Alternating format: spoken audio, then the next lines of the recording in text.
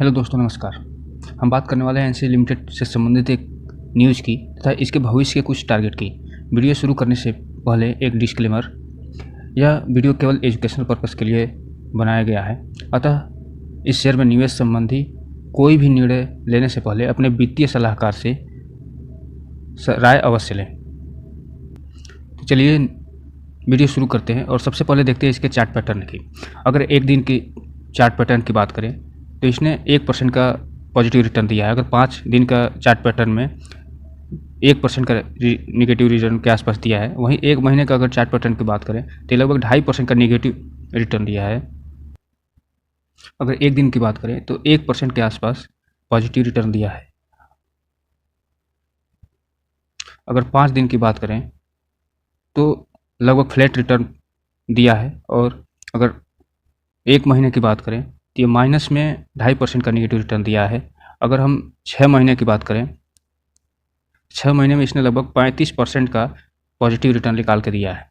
वहीं अगर हम 1 साल का बात करें तो इसने 123% का फुल टाइम रिटर्न निकाल के दिया है। अगर हम इसके मैक्सिमम चार्ट पैटर्न की बात करें तो इसने कुल 2134% का ऑल टाइम रिटर्न निकाल के दिया है। तो चलिए दोस्तों, हम देख लेते हैं इससे संबंधित जो बड़ी न्यूज़ आई हुई है वो क्या है।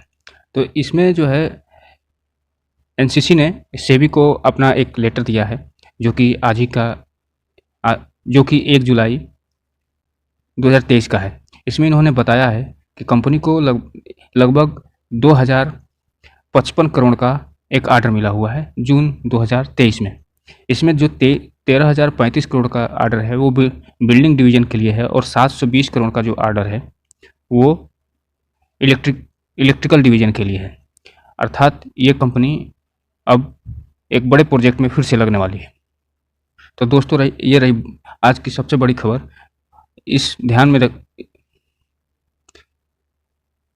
इस बड़ी न्यूज़ को ध्यान में रखते हुए शेयर सोमवार को यानी आज अच्छा खासा रिटर्न दिखा सकता है। अब हम बात करने वाले हैं भविष्य के कुछ इसके टारगेट की तथा ये जानने वाले हैं कि भविष्य में ये शेयर कितने % तक वृद्धि कर सकता है और कितना % अपने शेयर धारकों को रिटर्न निकाल के दे सकता है।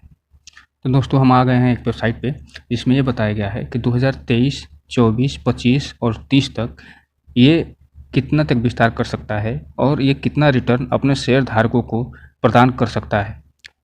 तो चलिए दोस्तों, इसके हम टारगेट को देख लेते हैं। टारगेट देखने से पहले हम थोड़ा इस कंपनी के बारे में भी जान लेते हैं। ये जो एनसीसी लिमिटेड कंपनी है, ये एक कंस्ट्रक्शन सेक्टर की कंपनी है जो 1978 में नागार्जुन कंस्ट्रक्शन कॉरपोरेशन के नाम से लिस्ट हुई थी। फिलहाल ये कंपनी का हेडक्वार्टर हैदराबाद के तेलंगाना में है। ये कंपनी जो है कई अलग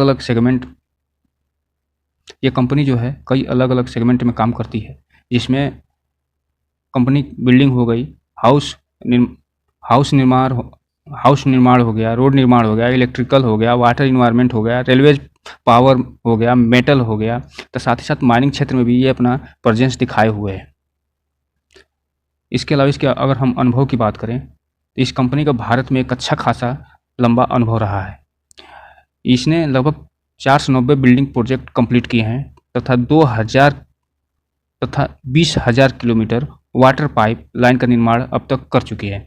इसके अलावा इसने अब तक लगभग 3,50,000 एकड़ लैंड को निर्माण किया है तथा 25,000 से अधिक गांव को इलेक्ट्रिक फील्ड से जोड़ा है।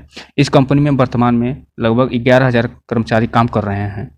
अब यदि हम भविष्य के इसके टारगेट की बात करें तो हम जानते हैं कि भारतीय अर्थव्यवस्था तेज़ी से आगे बढ़ रही है और भारतीय आबादी भी तेज़ी से आगे बढ़ रही है। इसके अलावा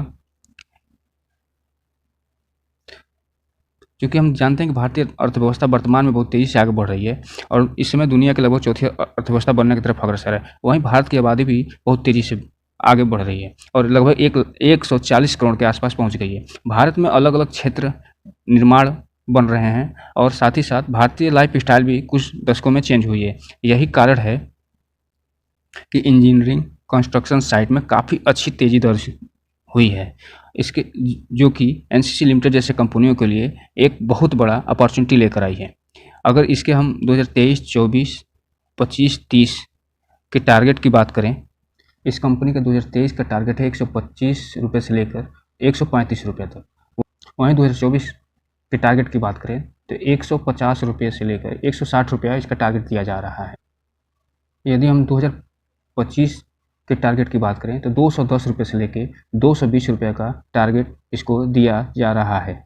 2030 के टारगेट की बात करें तो ये 550 रुपये से लेकर 600 रुपये के बीच में बताया जा रहा है। ये टारगेट जो है 2030 के लिए बताया गया है, जो ये दिखा रहा है कि ये जो शेयर है भविष्य में एक अच्छा खासा मल्टीबैगर रिटर्न दे सकता है और अपने निवेशकों को अच्छी खासी प्रॉफिट करा सकता है।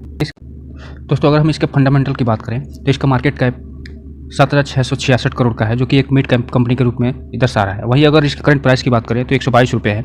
अगर इसके 52वीं हाई की बात करें तो 130 रुपये है और 52वीं लो की बात करें तो 54 रुपये है।